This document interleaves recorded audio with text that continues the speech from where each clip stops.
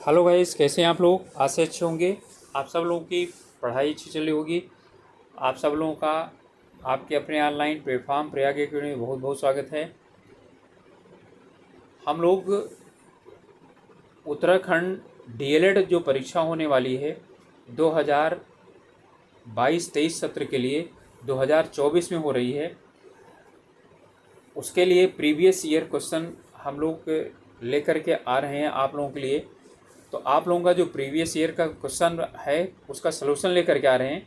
तो इसमें से आपको 2016 2000 यानी 16-17 वाला और 18-19 वाला, 20-21 वाला, ठीक है, और 21-22 वाला जितने अभी तक हुए हैं तो वो आप लोगों को सलूशन उपलब्ध कराया जाएगा आपको।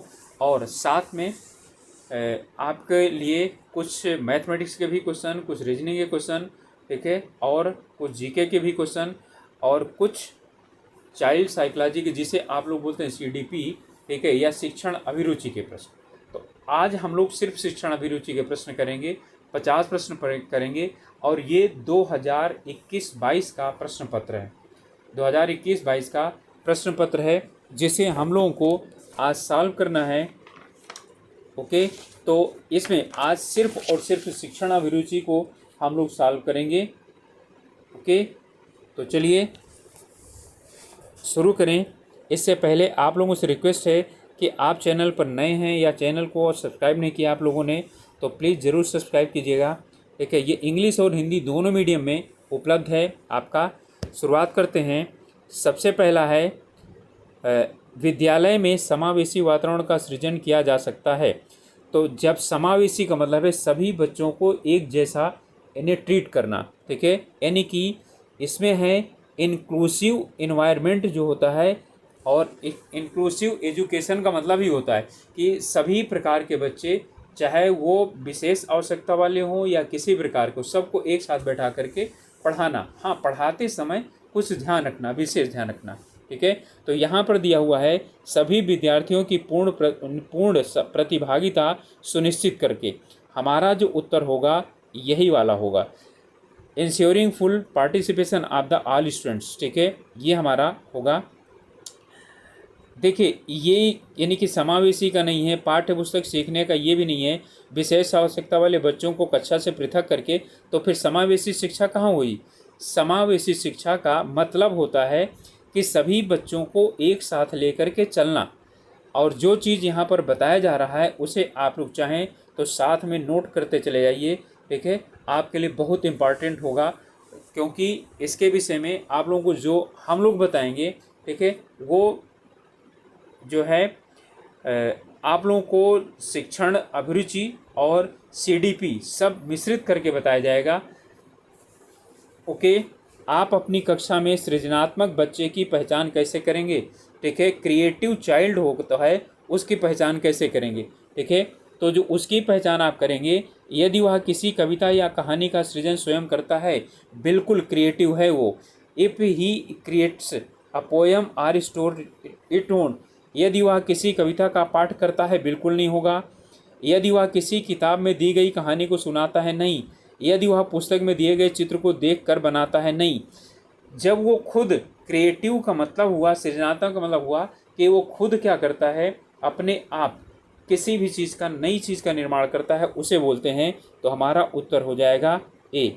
ओके, अब है यहाँ पर स्टेटमेंट और उसका जो है यानी कि हमें कथन बताना है। किसी विद्यार्थी के सीखने को प्रभावित करने वाले बहुत से कारक होते हैं। बिल्कुल बिल्कुल स्टेटमेंट सही है ये, ठीक है, यानी कि यहाँ पर जो स्टेटमेंट है ये बिल्कुल सही है। There are many factors affecting the learning of the student and आयु और परिपक्वता सीखने को प्रभावित करने वाले जैविक कारक हैं। बिल्कुल, जैविक कारक जो है ना, यानी कि आयु और परिपक्वता ये जैविकता से आती है, ठीक है। तो हमारा इसका दोनों सही हैं, ठीक है, तो हमारा उत्तर हो जाएगा सी, ठीक है, both statement are true. And इनमें से कौन सी शिक्षण अधिगम सामग्री पूर्ण दृष्टिबाधित विद्यार्थियों के लिए नहीं है। ध्यान दीजिएगा, ठीक है, इसमें not teaching learning aid for the student of total blindness, जो टोटल ब्लाइंडनेस है उनके लिए यहाँ पर कौन से नहीं है। ऑडियो बुक्स है क्योंकि वो सुन सकता है, उसमें कोई प्रॉब्लम नहीं है, ठीक है। फिर इसके बाद है ब्रेल लिपि, तो ब्रेल लिपि तो पढ़ता ही है बच्चा, ठीक है। लार्ज प्रिंट बुक, ठीक है, लार्ज प्रिंट बुक से उसे कोई लेना देना नहीं है। लार्ज चाहे जितनी प्रिंट बुक करवा दीजिए, उसको वो देख सकेगा तभी तो पढ़ पाएगा, ठीक है। यही हमारा क्या हो जाएगा, आंसर हो जाएगा। ये इसके लिए नहीं, टेक्सटाइल मैप, ठीक है। टेक्सटाइल मैप जो होता है वो बनाया जाता है, ठीक है, टेक्सटाइल के द्वारा, और उसे बच्चे एहसास करके हाथ के द्वारा क्या कर देते हैं, आसानी के साथ पढ़ लेते हैं, ठीक है। तो समझ में आ गया होगा मुझे लगता है, यानी कि उसमें जो स्पर्श करके या सुन करके वो सीख सकने वाली चीज़ें होती हैं वो उनके लिए प्रयोग की जा सकती है, देखने वाली प्रयोग नहीं की जा सकती है। ओके, आज के समय में सबसे महत्वपूर्ण कौशल जिसकी एक शिक्षक की आवश्यकता है, ठीक है, तो ये हमारा होगा श्याम पट पर लिखना। ये तो हमेशा से होता है। ऑडियो ट्यूब का प्रयोग, सूचना एवं आईसीटी का प्रयोग, कुछ नहीं सोचना है, आईसीटी का प्रयोग सीधा सीधा आज के लिए। और बाकी जितने तीनों दिए हों पहले से भी प्रयोग होते हैं। निम्नलिखित में से सृजनवादी कक्षा कक्ष में कौन सी गतिविधियों को प्रोत्साहित किया जाएगा? प्रयोग, शोध प्रोजेक्ट, कक्षा कक्ष चर्चाएं, उपरोक्त सभी, ठीक है। तो यहाँ पर क्या हो जाएगा, उपरोक्त सभी, ऑल ऑफ दिस, ठीक है। यानी कि यहाँ पर है encourage in the constructive classroom. तो कंस्ट्रक्टिव क्लासरूम में ये सभी चीज़ें होती हैं, प्रयोग भी होता है, बच्चे अपने से करते हैं, शोध प्रोजेक्ट भी होता है, और कक्षा कक्ष चर्चाएं भी होती हैं। बच्चों को छूट दीजिए कि अपना आपस में वो क्या करें, वो पेनी के चर्चा करें। और आप लोग यदि बताएंगे तो मैं इसे और भी विस्तार से एक्सप्लेन करके आप लोगों को बताऊंगा, लेकिन आप लोग ज़्यादातर बच्चे ये बोला करते हैं कि आप तुरंत सिर्फ आंसर बताते चले जाइए। देखिए, ये जो है यानी कि आपको यदि मैं और अच्छी तरह से एक्सप्लेन करके बताऊंगा तो साथ में तैयार होता चला जाएगा, ठीक है। ये आप लोगों के कमेंट पर डिपेंड करेगा कि और एक्सप्लेन करके समझा करके बताना है या सिर्फ आंसर बताना है। कौन सा सही प्रकार सुमेलित है, ठीक है। अब यहाँ पर है सहयोग, शिक्षार्थी व्यक्तिगत रूप से कार्य करते हैं, अवलोकन, पशुओं के व्यवहार को नोट करते हैं, समस्या समाधान, प्रश्न उत्तर को कॉपी करना, ठीक है, सृजनवाद, शैक्षिक केंद्रीकरण। यहाँ पर ध्यान दीजिएगा, कह रहा है कौन सा इसमें क्या है, मिला हुआ है, ठीक है।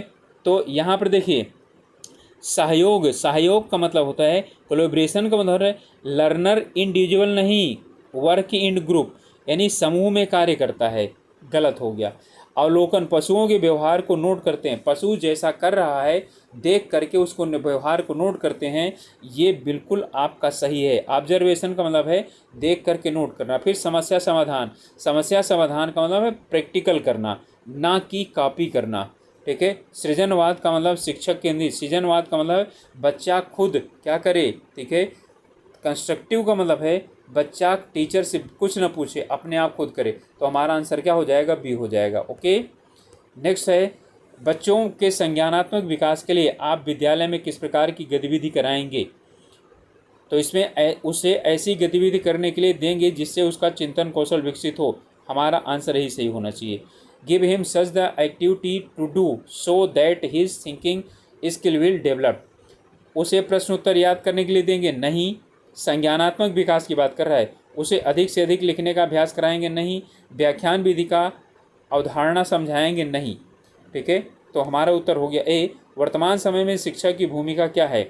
सुगमकर्ता, समाजसेवी, वक्ता की, या इनमें से कोई नहीं, ठीक है। तो वो क्या करता है, उसका सिर्फ और सिर्फ काम है कि वो फैसिलिटेटर है, अर्थात वो सिर्फ और सिर्फ बच्चों को ऐसा मंच प्रदान करता है, यानी उनके पढ़ने में सहायता प्रदान करता है, ठीक है, फैसिलिटी प्रदान करता है, ये समझ लीजिए बस। इसके बाद है अगला, आपकी कक्षा में कोई विशेष आवश्यकता वाला बच्चा है तो आप क्या करेंगे? उसके ओर ध्यान नहीं देंगे, बिल्कुल गलत है। इग्नोर करेंगे, गलत है। उस पर अतिरिक्त ध्यान देंगे। अब यहाँ पर ओके, बी और सी देख लेते हैं।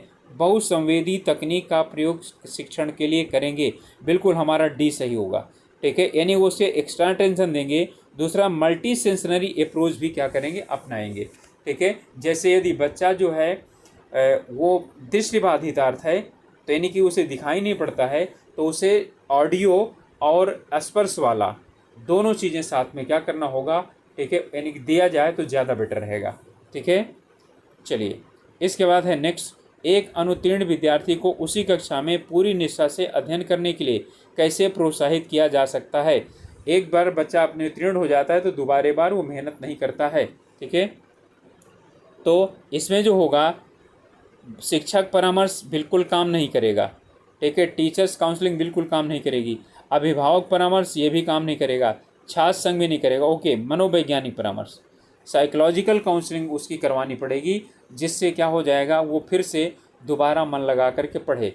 एक शिक्षक होने के नाते आप विद्यार्थियों में अनुशासन का गुण कैसे विकसित करेंगे, खुद अनुशासित रह करके उनके सामने। ठीक है, या तो उसमें जो है ना कुछ जो विद्यार्थियों के लिए दिया हुआ है देख लेते हैं, जिम्मेदारियां दे करके, आचरण के नियमों की जानकारी उन्हें विद्यालय से निकाल कर उनसे नियमों का पालन करवा कर।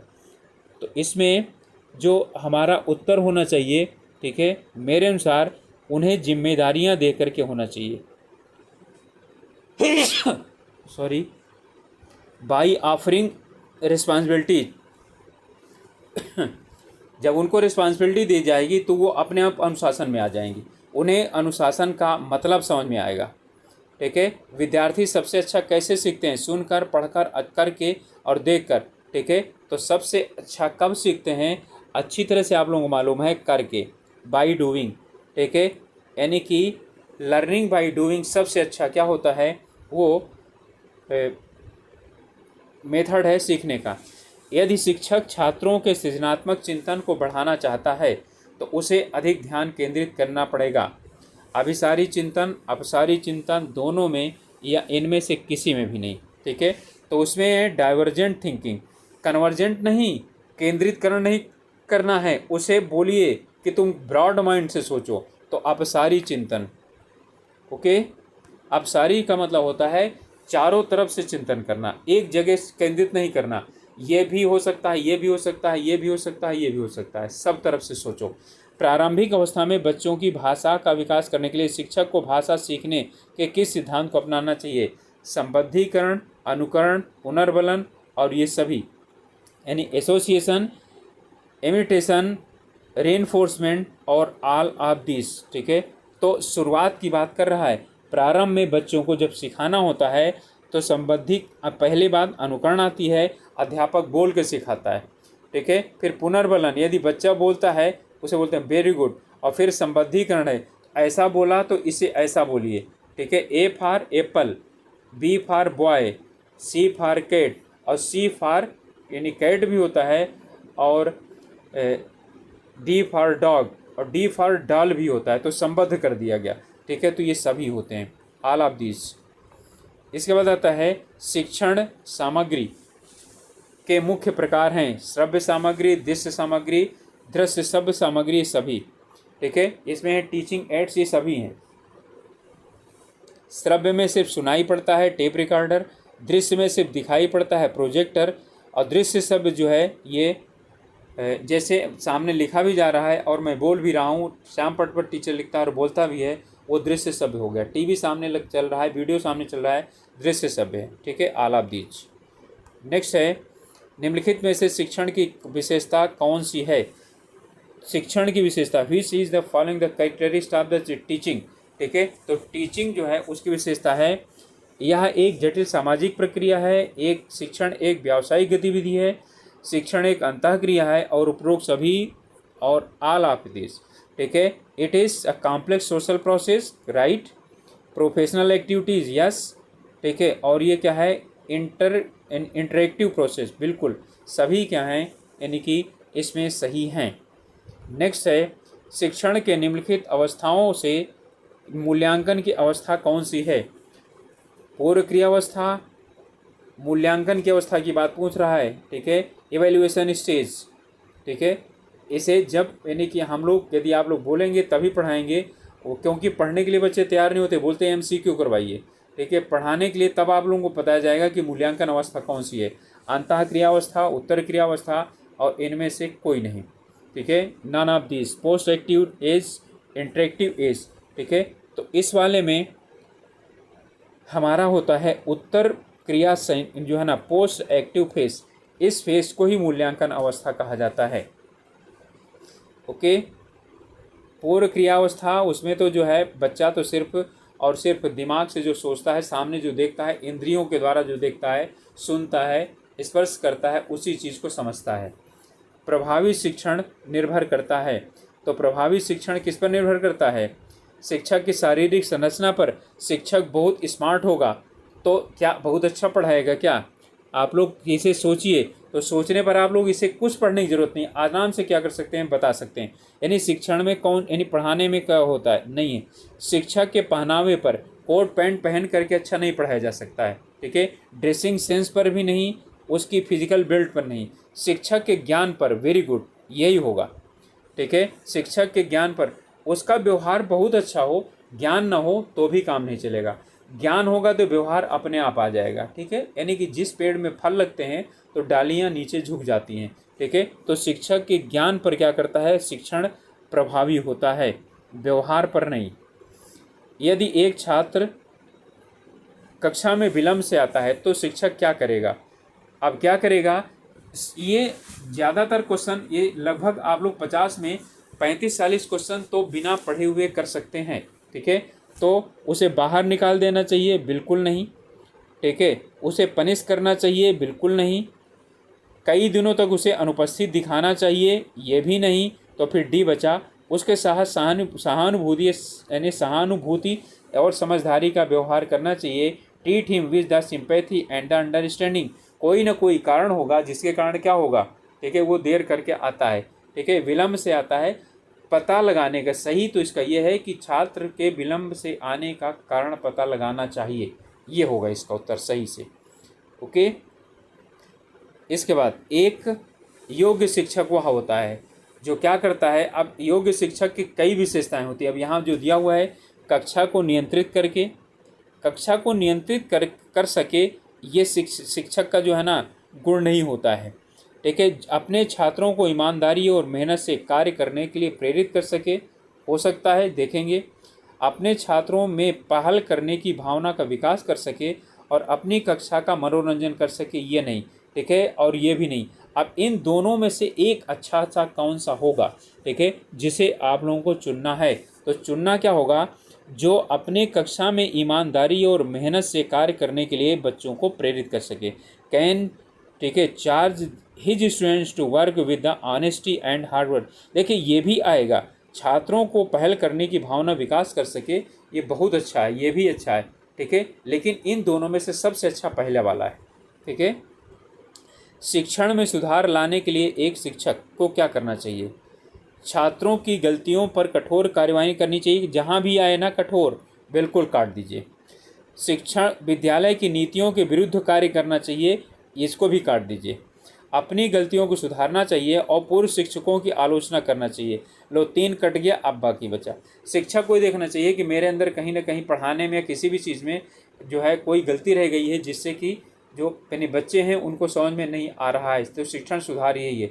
इसलिए मैं आप लोगों को बोलता हूं कि आप लोग कहते हैं हम यानी कि और क्या सुधार करें, इसके लिए आप लोग कमेंट करके बता सकते हैं, ठीक है।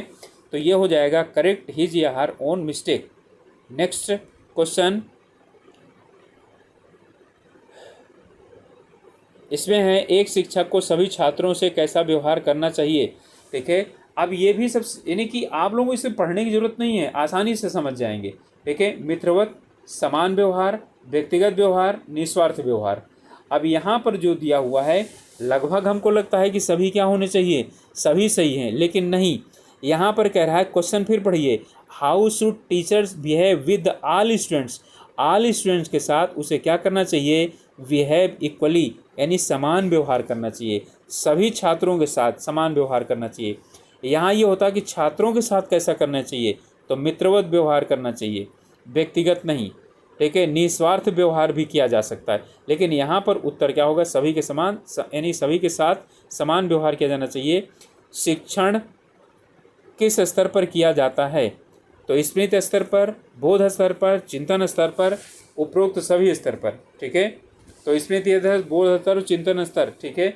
ये जो है ना यानी कि इसके वो हैं क्या बोलते हैं, सीखने की अवस्थाएं हैं। तो हमारा जो आया हुआ है इसमें स्मृति स्तर पर भी पढ़ाया जाता है, शिक्षण की बात हो रही है, लर्निंग की बात नहीं हो रही है, ठीक है। बोध स्तर पर भी, चिंतन स्तर पर भी, ठीक है। तो ये हो गया, पहला स्मृति स्तर होता है, दूसरा बोध स्तर, तीसरा चिंतन स्तर, ठीक है। तो यहाँ पर होता है मेमोरी लेवल पर भी होना चाहिए, अंडरस्टैंडिंग पर भी होना चाहिए, रिफ्लेक्टिव लेवल पर होना चाहिए। यहीं पर एक चीज़ मैं आप लोगों को और बता देना चाहता हूँ, यहाँ पर यानी कि स्मृति स्तर पर सिर्फ बच्चे से आप मुँह जबानी यानी मौखिक प्रश्न पूछेंगे, बोध स्तर पर आप मौखिक प्रश्न और एक लाइन वाला प्रश्न पूछेंगे, और जो चिंतन स्तर है यहाँ पर विस्तृत उत्तरीय प्रश्न पूछेंगे। ठीक है, नहीं आप पढ़ाने के बाद, ठीक है, इसकी व्याख्या करो, इसको समझाओ।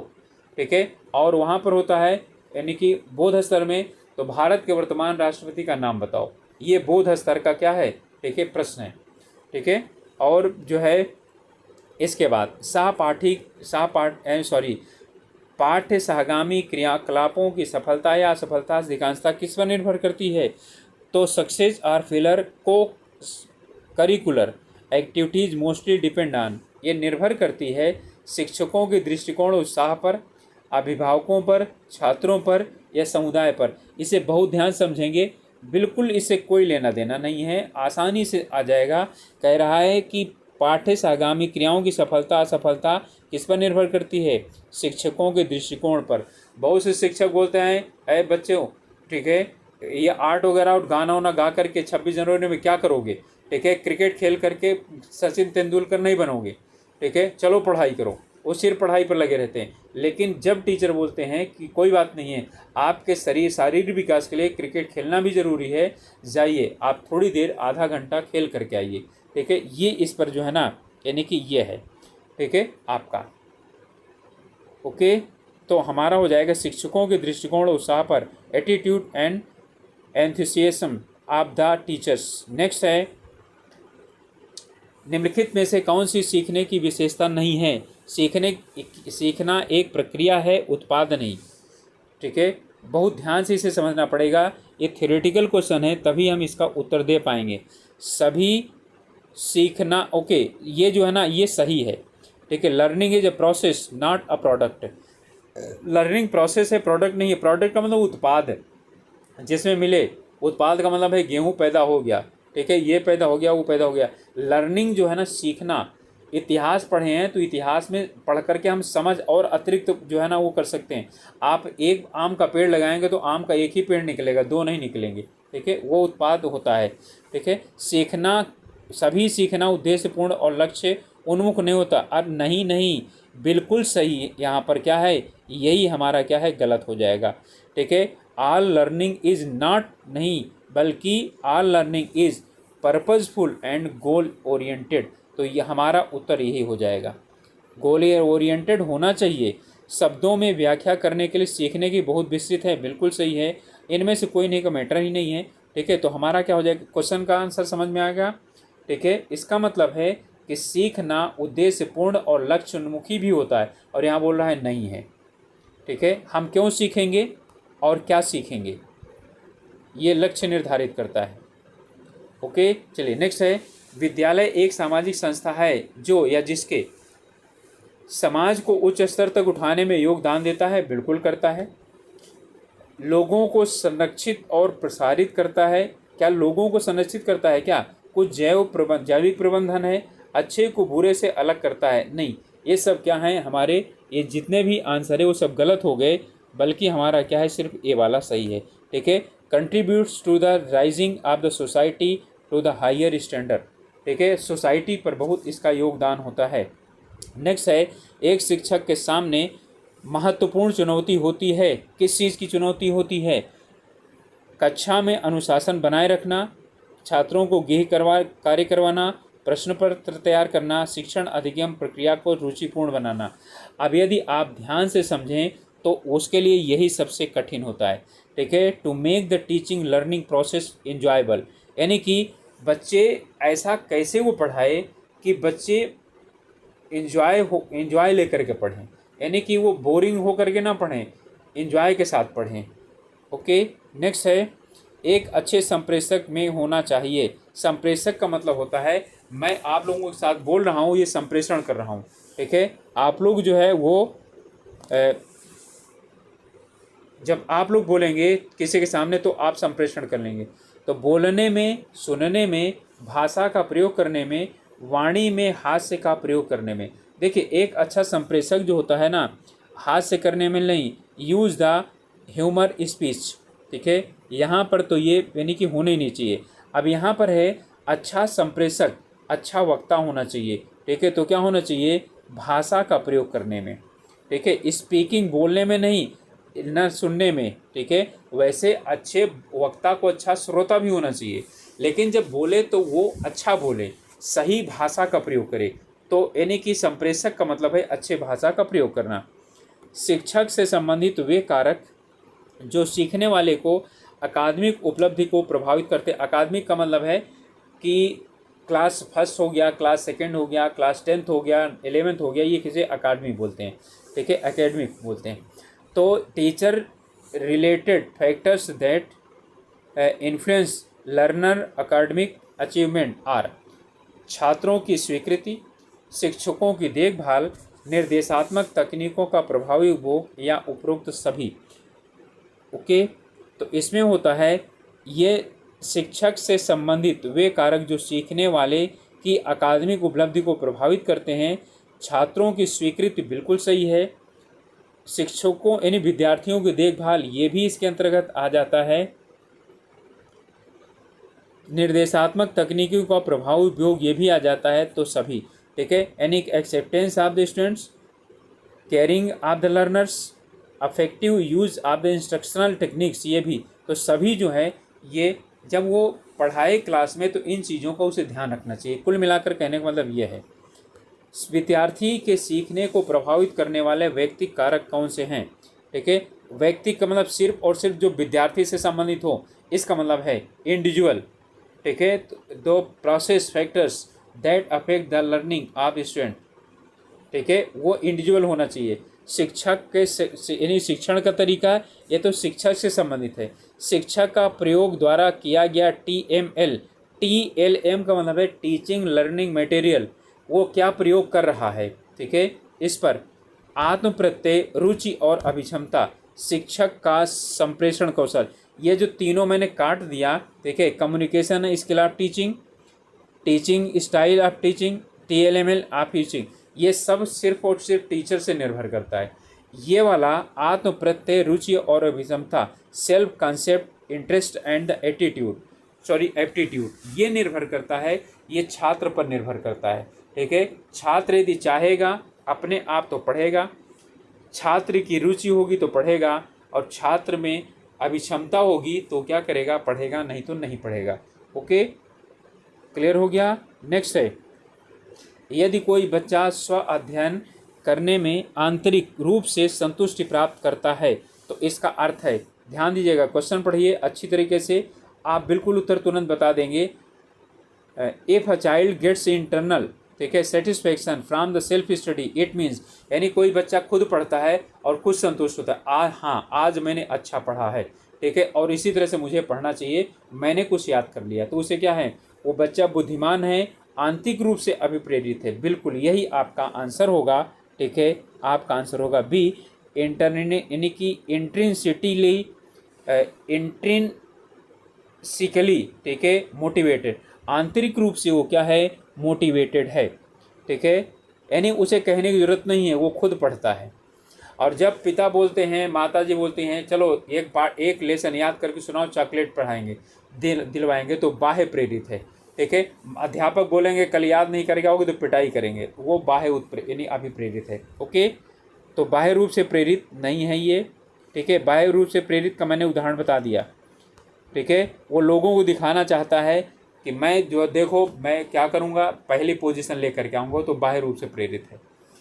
गत्यात्मक विद्यार्थियों के लिए निम्नलिखित में से सबसे अच्छा कौन सा तरीका है, ठीक है। Which of the following method is the best in the motor learners, ठीक है। गत्यात्मक, ओके, तो गत्यात्मक का मतलब है, ठीक है, इसमें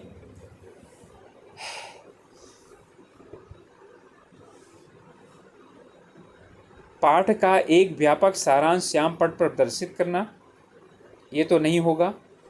उसे ऑडियो ट्यूब की सहायता से पढ़ाना, बिल्कुल नहीं। उसे गतिविधियां करने के लिए देना, यही होना चाहिए। शिक्षण है तो श्रव्य दृश्य सामग्री का प्रयोग करना, ठीक है, यही वाला है, ठीक है। गत्यात्मक शिक्षार्थी के लिए, ठीक है, जो मोटर लर्नर है, ठीक है, उसके लिए हम क्या करते हैं, give him activity to do, उसे एक्टिविटी करने के लिए दिया जाना चाहिए, जिससे उसमें क्या रहे, वो थोड़ा सा व्यस्तता यानी कि लेकर के आए। ओके, चलिए अगला क्वेश्चन है, विद्यालय में शारीरिक गतिविधियों को कराने का उद्देश्य क्या होना चाहिए? तो इसमें क्या होना चाहिए, शारीरिक फिटनेस यानी कि फिजिकल फिटनेस, विद्यार्थियों में टीम की भावना का विकास, टीम स्पिरिट डेवलपमेंट, विद्यार्थियों में स्वानुशासन का विकास, सेल्फ डिसिप्लिन यानी डेवलपमेंट, या उपरोक्त सभी। सॉरी, इसमें जो हो जाएगा हमारा सभी। ठीक है, ऑल ऑफ दिस। शारीरिक गतिविधि का मतलब है खेल वगैरह करना, ये इसके अंतर्गत आता है। शारीरिक गतिविधि में यदि बालक अकेले दौड़ता है तो सिर्फ दौड़ता है, लेकिन वो जब खेल में भाग लेता है तो बच्चों के साथ ही भाग लेता है। ठीक है, तो ये सभी इसके अंतर्गत आ जाएंगे। इनमें से कौन सा प्रश्न विद्यार्थियों की समझ को सबसे अच्छी तरह से मूल्यांकित करता है? विद्यार्थियों की समझ को, which of the following question best evaluate the understanding of student, अर्थात बच्चों की अंडरस्टैंडिंग को कैसे समझता है? कौन से प्रश्न?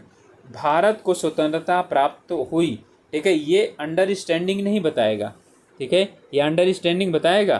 ठीक है, नहीं, ये सिर्फ और सिर्फ क्या करेगा, वन वर्ड है। तो 1947 को राष्ट्रपिता किसे कहते हैं?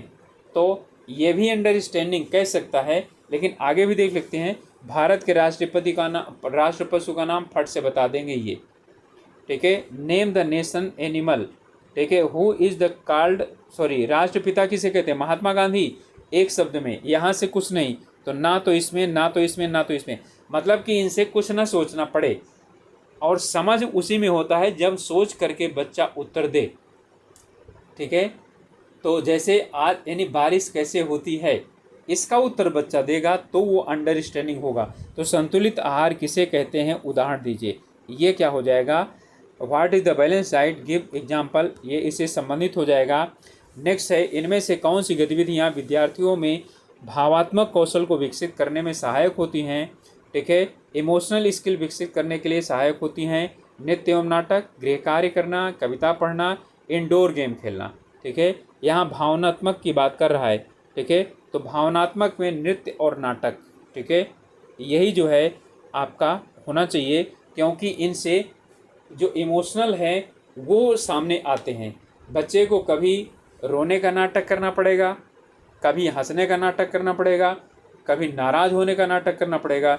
इन सब में तो क्या करेगा, वो बैठ करके एक जगह काम करता रहेगा, कुछ नहीं होगा इसमें से। विद्यालय आधारित आकलन की मुख्य विशेषता है, इसका मतलब है स्कूल में जब कॉपी चेक होती है तब। ठीक है, तो इसमें स्कूल बेस्ड असेसमेंट, व्याख्यान आधारित शिक्षा शास्त्र, शिक्षक केंद्रित शिक्षा शास्त्र, बाल केंद्रित गतिविधि आधारित शिक्षा शास्त्र, पाठ्य पुस्तक आधारित शिक्षा शास्त्र। ये बाल केंद्रित एवं गतिविधि आधारित शिक्षा शास्त्र होगा। ठीक है, यानी चाइल्ड सेंटर्ड एक्टिविटी बेस्ड, जो एक्टिविटी वहाँ पर सामने सामने हो रही है।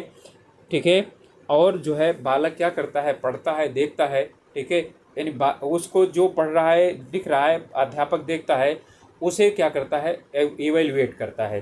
ठीक है, तो इसका मतलब ये है कि स्कूल में जो यानी कि आकलन होता है वो कैसा आकलन होता है, तो ये इस तरह से आकलन होता है। ओके, बच्चों के सीखने को प्रभावित करने वाले कारक कौन कौन से हैं? ठीक है, अब इसमें सब कारक आ जाएंगे। ठीक है, तो इसमें लर्निंग स्टूडेंट को इफेक्ट करने वाले फैक्टर कौन से हैं? शिक्षण विधि, बिल्कुल, अध्यापक अच्छा पढ़ाता है, अच्छी तरीके से पढ़ाता है तो उसका प्रभाव पड़ता है। फिर रुचि, बिल्कुल अभी ऊपर आया था, इंटरेस्ट, बालक की रुचि नहीं होगी तो उसे कोई नहीं पढ़ा सकता। तनाव और थकान, ठीक है, ये भी क्या करते हैं, बिल्कुल प्रभावित करते हैं। ठीक है, तो ये प्रभावित करते हैं। तनाव में बच्चा नहीं पढ़ पाएगा, थकान में भी बच्चा नहीं पढ़ पाएगा, तो प्रभावित करते हैं। भले नकारात्मक या सकारात्मक नहीं पूछ रहा है, तो हमारा आंसर भी हो जाएगा 1 2 3 4 5, सॉरी 1 2 3 4। ऐसा नहीं है सकारात्मक सिर्फ पूछ रहा है, यानी प्रभावित करने का पूछ रहा है। सृजनात्मक बच्चों की विशेषता क्या है? अभी पहले भी आया था सृजनात्मक बच्चा, जो बच्चा क्या करता है, अपने आप कुछ नई चीज़ बनाता है। मौलिक विचारों का प्रदर्शन, कविता या कहानी का सृजन। ठीक है, तो मौलिक विचारों का, और इसके बाद यानी इसमें आता है वो मौलिक विचार उसके अपने होते हैं, कहानी और इसका सृजन करता है उपरोक्त दोनों। ठीक है, expression of the original thought बिल्कुल, और है क्रिएटिव पोएम एंड स्टोरी। ठीक है, और स्टोरी बिल्कुल जो है ना ये आता है, क्रिएटिव तो है ही है। यदि एक शिक्षक के रूप में आप कक्षा में पढ़ते हुए विद्यार्थियों के व्यवहार का अध्ययन करना चाहते हैं तो इनमें से कौन सी विधि सबसे अच्छी होगी?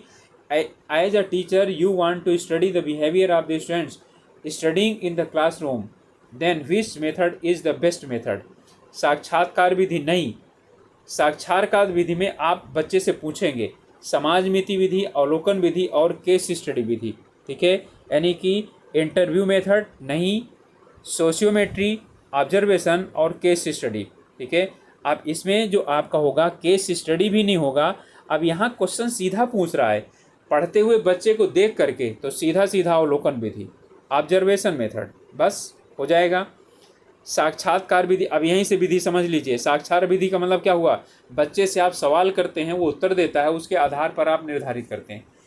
समाज मिति विधि, यानी कि वो समाज में कैसे क्रिएट, यानी समाज में के साथ वो कैसे क्या करता है, बच्चों के साथ जो अपने क्लासरूम के हैं उनके साथ व्यवहार कैसा करता है, टीचर के साथ कैसा करता है, प्रिंसिपल के साथ कैसा करता है, स्कूल के बाहर कैसा व्यवहार करता है, ये समाज मिति के अंतर्गत आता है। फिर अवलोकन विधि का मतलब है बच्चों से कोई चीज़ लेना देना नहीं, उसे सिर्फ अवलोकित कीजिए, उसे देखिए और इस जो है उसके बाद निर्णय करिए। और केस स्टडी विधि का मतलब है उसे आप क्या करिए, कोई कंडीशन दे दीजिए और वो यानी कि उसके अनुसार कैसे कार्य करता है, वो केस स्टडी विधि हो जाती है। ओके, तो हमारा आंसर हो जाएगा अवलोकन विधि, ऑब्जर्वेशन मेथड। सीखने हेतु सहयोगात्मक वातावरण प्रभावी सृजन किया जा सकता है। ठीक है, cooperative learning environments can be effective created by. ठीक है, सहयोगात्मक वातावरण को प्रभावी सृजन कैसे किया जा सकता है, अर्थात सहयोगात्मक वातावरण को कैसे प्रभावी बनाया जा सकता है, ये इसको बताना है। ओके, तो यहाँ पर जो हमारा होगा शिक्षा अभ्यर्थियों से यानी छोटे मिश्रित योग्यता समूह बना करके बिल्कुल ये किया जाना है। छोटे छोटे क्या बनाएंगे, ग्रुप बनाएंगे। ठीक है, यानी कि एबिलिटी टू, यानी कि farming small mixing the ability groups learner, group बनाएंगे, आपस में सहयोग करेंगे वो। ठीक है, फिर है विद्यार्थियों को वैयक्तिक कार्य दे करके, हर एक व्यक्तियों को क्या करना, अलग अलग कार्य देना। ठीक है, ये तो बिल्कुल नहीं होगा क्योंकि यहाँ सहयोग नहीं आएगा। ठीक है, गिवन द इंडिविजुअल कार्य, इंडिविजुअल वर्क, इंडिविजुअल दोगे ना तो वो अपना कार्य करेगा, सहयोग नहीं करेगा। विद्यार्थियों की सामूहिक गतिविधियाँ, बिल्कुल ये आएगा। तो 1 और 3 हो जाएगा हमारा, गिविंग द ग्रुप एक्टिविटीज़। ठीक है, तो हमारा आंसर हो जाएगा डी।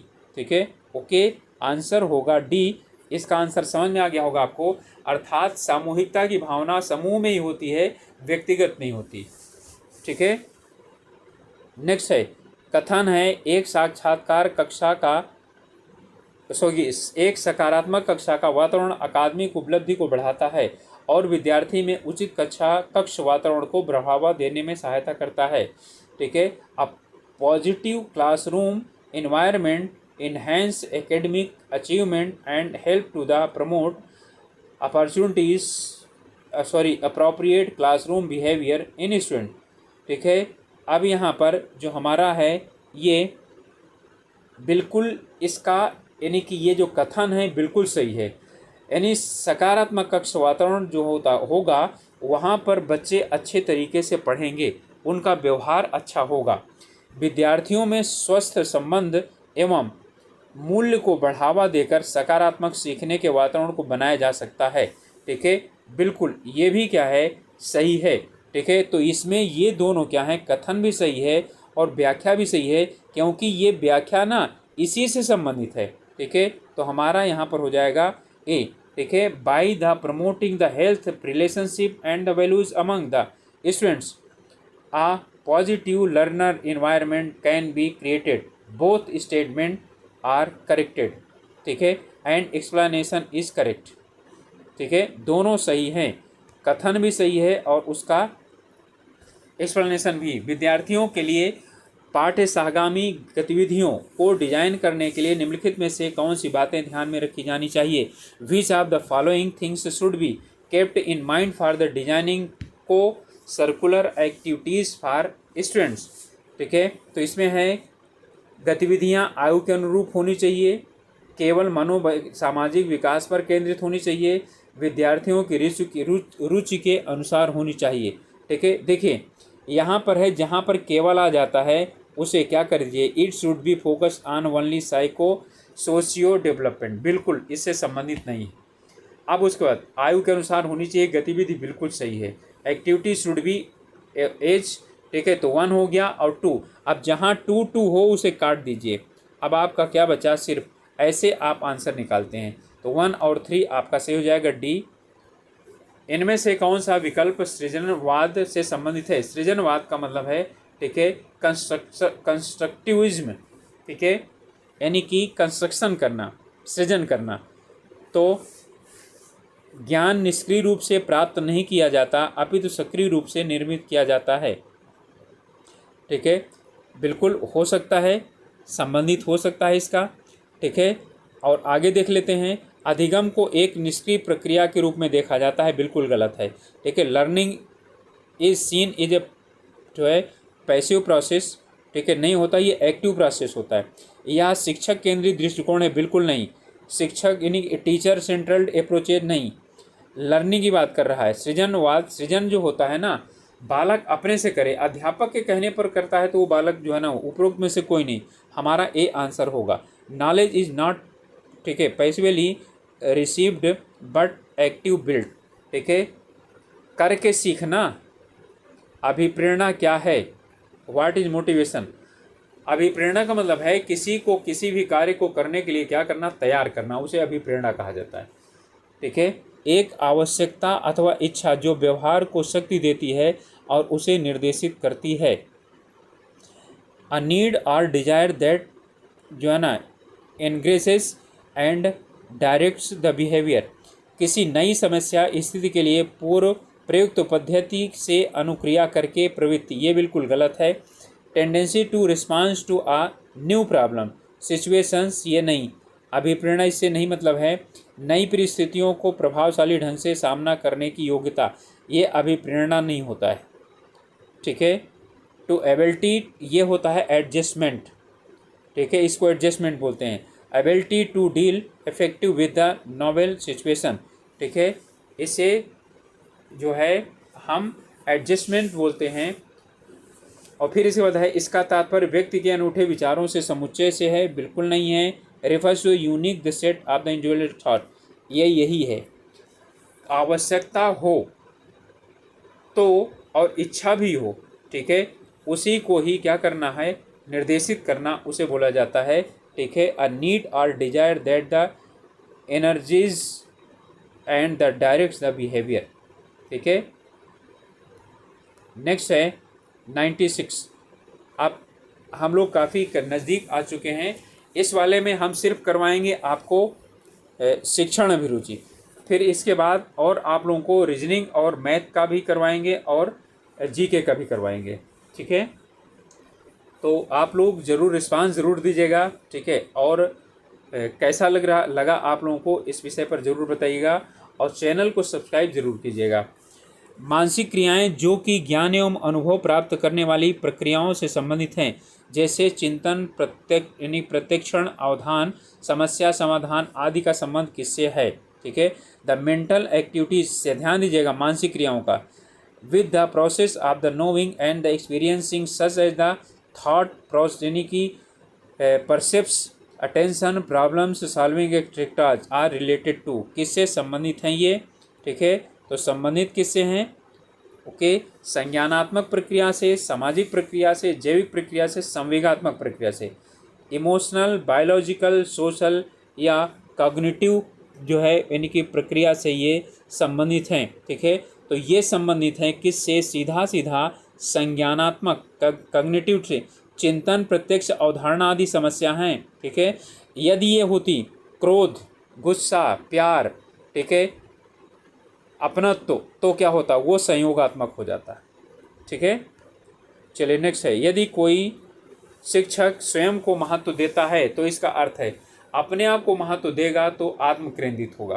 ठीक है, तो आत्म प्रत्यय, आत्मसम्मान, आत्म छवि, आत्म पहचान, वहाँ देख लीजिए इंग्लिश में क्या लिखा हुआ है, सेल्फ कॉन्सेप्ट, सेल्फ स्टीम और सेल्फ इमेज और सेल्फ आइडेंटिटी। अध्यापक क्या करता है, गिव्स वैल्यू टू हिमसेल्फ, वो अपने आप को वैल्यू प्रदान करता है। ठीक है, जब अपने आप को वैल्यू प्रदान करता है तो आत्मसम्मान कर रहा है, यानी सेल्फ स्टीम है वो।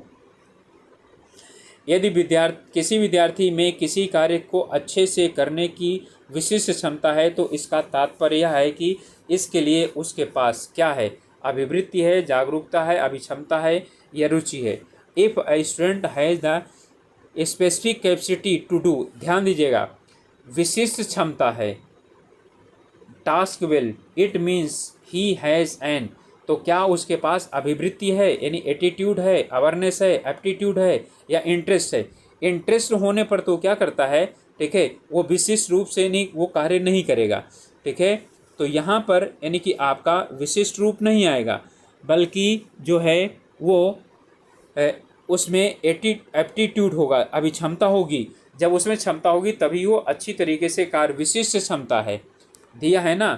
ठीक है, उसमें क्या है, कैपेसिटी है, स्पेसिफिक कैपेसिटी है, तो वो क्या हो जाएगा, एप्टीट्यूड से संबंधित होगा। ठीक है, नेक्स्ट है सेकेंड लास्ट क्वेश्चन है ये, कक्षा शिक्षक में कक्षा शिक्षण के दौरान किन बिंदुओं पर अधिक ध्यान दिया जाना चाहिए।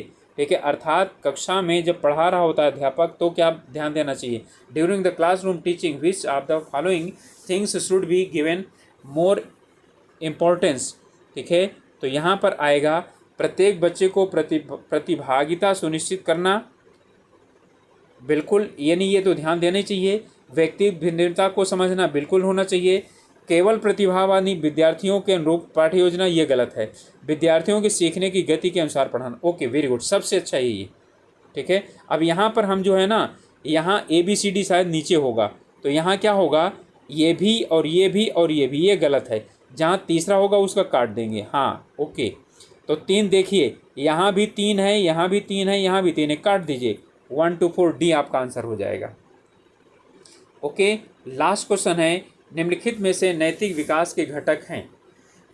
ओके, नैतिक विकास के घटक इसमें कौन है, सही और गलत के मध्य अंतर निकालना।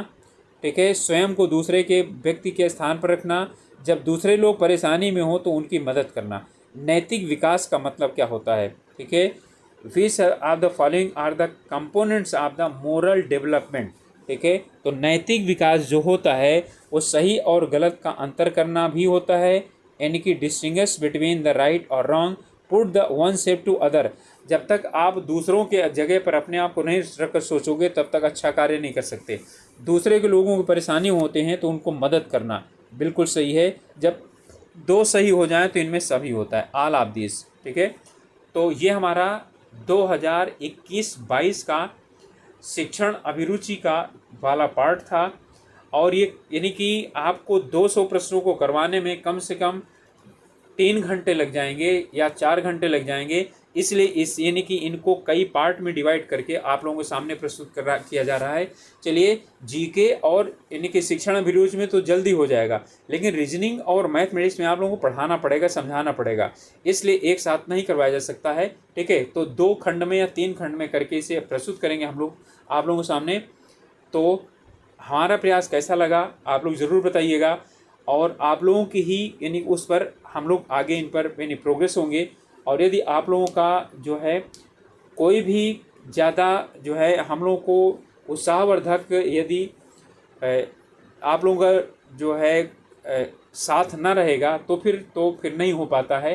ठीक है, इसलिए आप लोगों से ज़रूर ये रिक्वेस्ट है कि चैनल को सब्सक्राइब करें और साथ में ये भी बताएं कि हम और जो है ना आप लोगों के लिए क्या कर सकते हैं। ठीक है, तो मिलेंगे अगले वीडियो में, तब तक के लिए अपनी पढ़ाई पर ध्यान दीजिए, ज़्यादा समय नहीं है। ठीक है, और स्वास्थ्य पर ध्यान रखिए। Okay, all the best.